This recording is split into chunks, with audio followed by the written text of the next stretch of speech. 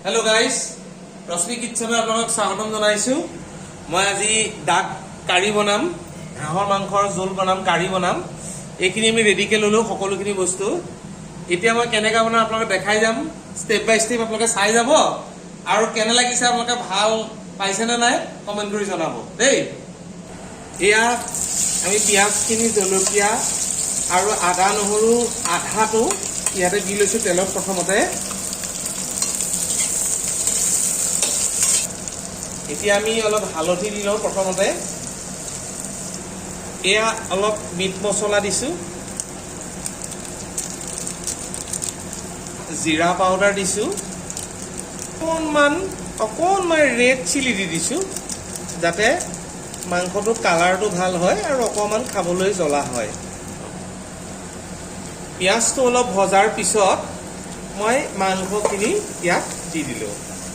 পিছত মই প্ৰয়োজন হোৱাকৈ নিমখখিনি ইয়াতে দি দিছোঁ যাতে পিছত গ্ৰেভিৰ কাৰণেও নিমখখিনি হৈ যায়। এতিয়া আমি মাংসখিনি অলপ লৰাই লৈ আধা ফ্ৰাই হোৱালৈকে আমি মাংসখিনি এনেকৈ অলপ দেৰি ঢাকি থওঁ। এতিয়া আমাৰ মাংসখিনি হাফ ফ্ৰাই হৈ গৈছে, আধা ফ্ৰাই হৈ গ'ল। এতিয়া আমি বিলাহী আৰু আলুখিনি দি দিম আৰু লগতে থাকি যোৱা যিখিনি পিঁয়াজ, আদা, নহৰু আছিলে, জলকীয়া আছিলে, আমি সেইখিনিও দি দিম।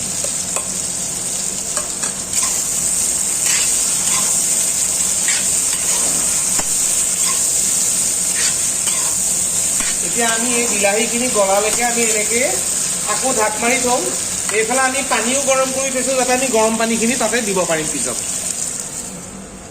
বিলাহীখিনি গলি গৈছে সুন্দৰকৈ। এতিয়া আমি অলপ ইয়াত পানী দি দিম দেই। আপোনালোকে চাব, যিহেতু আমি গৰম পানী কৰি থোৱা আছে বুলি আপোনালোকক জনাইছিলোঁ, গতিকে আমি ইয়াৰ পৰা গৰম পানী অলপ ইয়াতে দি দিম। এনেকৈ অলপ মাংসখিনি উতলিব লাগিব ভালকৈ, যাতে আলুখিনিও সিজে আৰু মাংসখিনিও সিজে। মই আকৌ এবাৰ লৰাই অলপ পানী দি ঢাকি দিছোঁ। এয়া আমাৰ মাংসখিনি হৈ গৈছে, গ্ৰেভিটো হৈ গ'ল। এতিয়া আমি ইয়াত অলপ কেঁচা ধনিয়া পাত কাটি দি দিছোঁ যাতে ফ্লেভাৰটো ধুনীয়া আহে।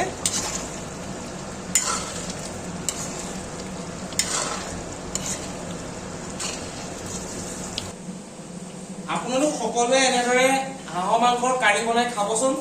অতি সুস্বাদু হয়, অতি সুন্দৰ হয় খাবলৈ। যদি আপোনালোকে এনেদৰে বনোৱাটো ভাল দেখিছে তেন্তে আপোনালোকে লাইক, কমেণ্ট আৰু শ্বেয়াৰ কৰিব দেই।